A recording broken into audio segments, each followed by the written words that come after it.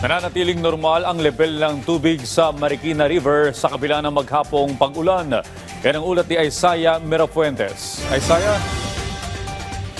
Audrey, maghapong makulimlim ang panahon ngayong araw at nakararanas nga tayo ng malalakas na pag-ulan simula pa kagabi. Dito sa pwesto ko ngayon dito sa Maynila, makulimlim ang panahon, walang ulan, pero simula lang binagtas sa atin kanina mula Pasay, nakita natin na medyo umaambon-ambon. Maliban dyan, Audrey, isa sa pinakatinututukan natin ngayon yung pagtaas ng nivel ng tubig sa Marikina River. Binabagtas kasi ng Marikina River ang maraming lugar ng Marikina City. Kaya pag umapaw ito, tiyak na lubog na ang maraming barangay ng lungsod. Mabilis sumaas ang tubig dahil konektado ang ilog na ito sa mga bundok ng Rizal. Kaya naman ang mga tendero sa Marikina River banks nangangamba na baka biglang tumaas ang tubig.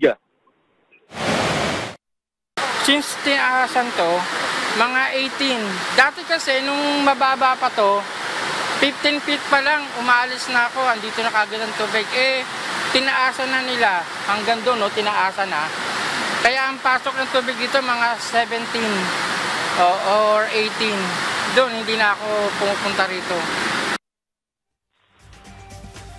So ngayon, nananatiling nasa normal level pa ang Marikina River. Kapag 15 meters na, Audrey, ang water level, unang alarma na. Ibig sabihin ay kailangan ng maghanda sa posibleng pagtaas ng nivel ng tubig sa ilog.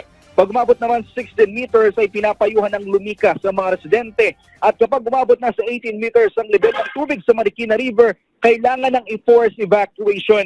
Nananatili pa rin mababa, Audrey, ang level ng tubig naman sa Navotas River matapos masira ang flood wall sa barangay San Jose, Navotas. Kaya ang ilang mga residente gaya ni John ay kampante pa rin pero alerto sila sa posibleng pag-angat ng tubig sa ilog. Wala pa naman po kasi mababa po talaga yung tubig. Kung sakaling umangat, mag-high tide. Ayun po, sabay ng ulan. Yun talaga, malaki tubig nun. Nakaraan kasi yung bagyo po nakaraan, ayun po, hanggang leeg din po tubig dyan. Opo, hindi ka makapasok. Kasi hanggang dito po sa amin sa looban, hanggang leeg. Pagdating po dun sa gitna, mga hanggang dito naman po. Dito po talaga yung malalim .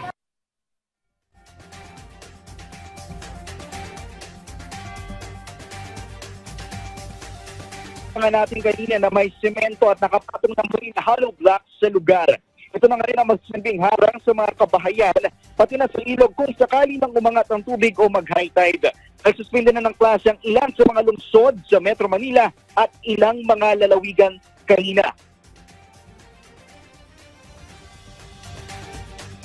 Habang sa Malabon, Audrey, dahil nga sa suspensyon ng klase, nagbigay sila ng libreng sakay para sa mga pasaherong apektado. Kasalukuyan naka-blue alert status ang NDRMC at DSWD dahil sa banta ng low pressure area at habagat. At inaasahan ang pag-ulan hanggang sa araw ng Linggo. Audrey. Ingat po sa ating mga kababayang naninirahan malapit dyan sa may Marikina River. Maraming salamat sa iyo, Isaiah Mirafuentes.